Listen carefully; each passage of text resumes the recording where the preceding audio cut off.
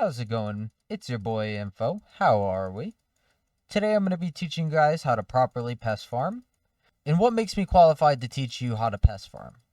Well, I have wasted about 1,500 hours in the garden. That may be rookie numbers to some of the collection grinders out there, but it's enough for me. In this time, we were able to achieve top 5 in overall pest kills if we can combine both our new profile and our main profile together. And we have reached about top 50 in all the other pest leaderboards.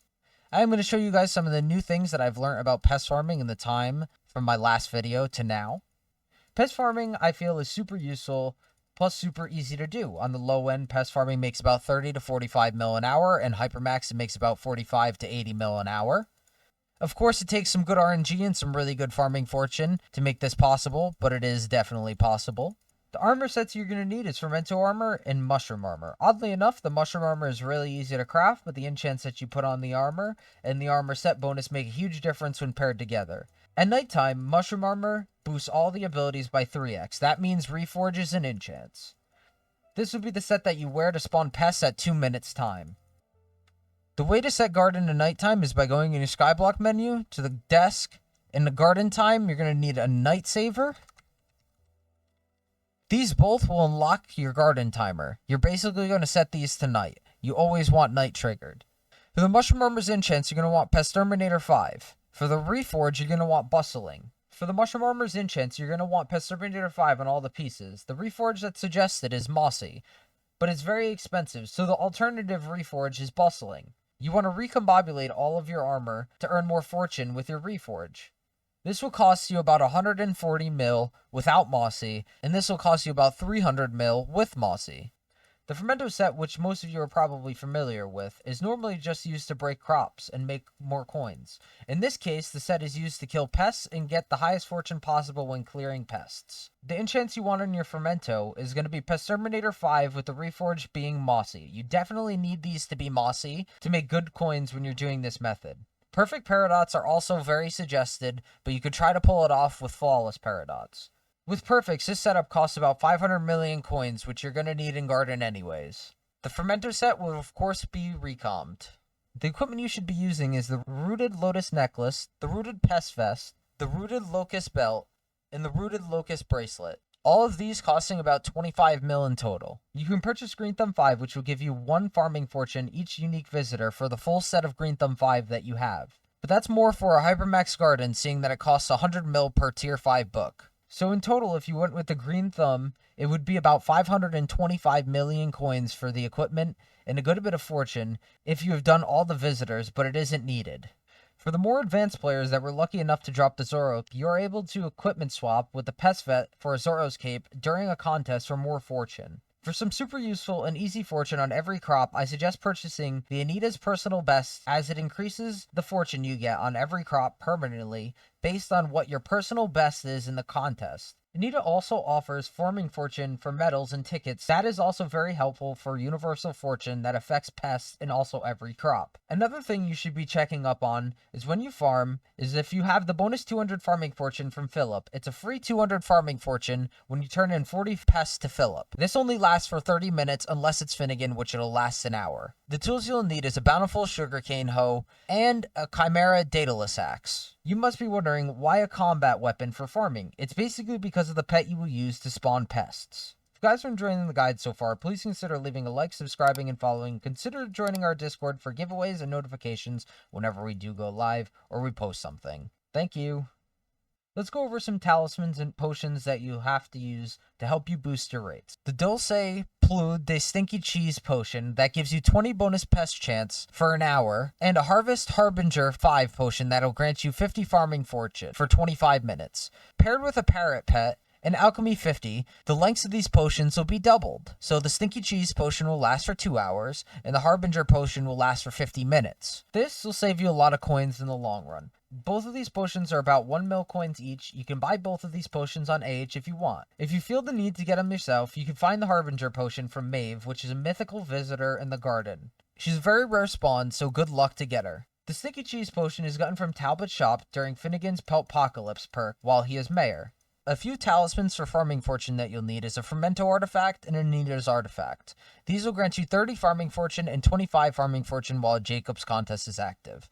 A few other talismans that you'll need, granting you a few random buffs during the Skyblock gear, is the Atmospheric Filter and the Pest Hunter artifact. The Atmospheric Filter is a rare drop from mites, and the Pest Hunter artifact is achieved by talking to Philip and exchanging 250 pests and getting the Pest Hunter artifact for 60 bonus pest chance. The last two things for pest chance is a Sprayinator with Dung Spray to attract flies and beetles. These two pests that Dung Spray spawns, beetles and flies, are the best pests in the game. Flies are a bit better than beetles as they're guaranteed profit every single time, whereas beetles are an RNG drop for profit. The final item is gotten off Bazaar and is called the Wriggling Larva that costs about 2 million coins and gives you about 10 bonus pest chance when you consume 5 of them. While pest farming, it's helpful to have 2 vacuums, one with beady and one with buzzing. In your 2 vacuums that you need, you should play the pretty vinyl on each of your vacuums. These will spawn flies more often. Each of your vacuums should have a recom as it boosts all of the gems inside the vacuums. With your beady vacuum, it's suggested to have 2 perfect paradots, so you can kill all the pests except for earthworms. With your buzzing vacuum, you'll kill the earthworms as they'll teleport away and you can easily one-shot them. So when you spawn your pests, you will spawn them with the mushroom armor with a pet called the T-Rex.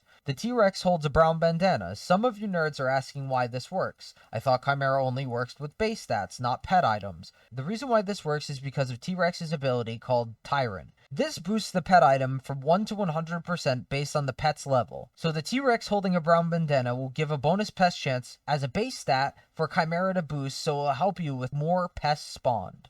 Chimera wasn't able to boost Slug before, which is why T-Rex and brown bandana with Chimera is super overpowered. The way brown bandana works is based on your garden bestiary. The more bestiary milestones for the garden you have finished, the more bonus pest chance you will have. Also, maxing the pest bestiary completely will also give you an extra 60 fortune on all crops and pests.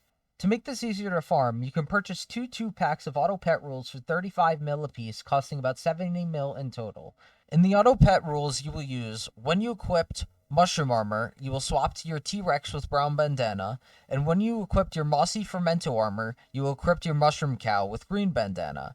And then, the final pet rule will be, on Fishing Rod Throw, you will spawn your Elephant with Green Bandana. If you do not care about getting Mushroom Collection or extra money while you farm with Fermento, do not worry about the second 2-pack of auto pet rules, or the Mushroom Cow. This will save you about 50 mil coins. When vacuuming pests, you will use your level 100 elephant pet with a green bandana in Fermento Armor. To help with spawning, a mod that is going to help make this possible is Skyhenny, which is the best farming mod in the game. I will leave the link in the description to make it easier for you to get. You also need Forge Mod Loader to install the mod. The link's also in the description. Once the mod is installed, you want to turn on Pest Timer, and then move the pest timer where you want it. At 1 minute and 55 seconds, you will change from your Fermento Armor to your Mushroom Armor set and swap your Sugarcane tool to your Daedalus Axe. This will spawn 5 to 6 pests at Chimera 2 with everything previously listed. The higher Chimera, the higher chance to spawn the 6th pest. At Chimera 5, you will have a 455 with a 50% chance to spawn your 6th pest. This method will also help you get your 10k visitors on Lotus equipment. Putting these together, you will gather coins from all crops broken by hand, the crops gotten from pest kills, and the profit/XP from visitors. I suggest that you accept visitors with rabbit pets, with farming XP boosts to sell and earn extra money. During Diana, you're able to equip 3 EXP shares and also level 3 rabbit pets. You're always able to have 1 EXP share slot that you're able to level 1 extra rabbit. I suggest accepting visitors that are 7k coin to copper unless there's an RNG in the menu. And with that, that is how you properly pest farm.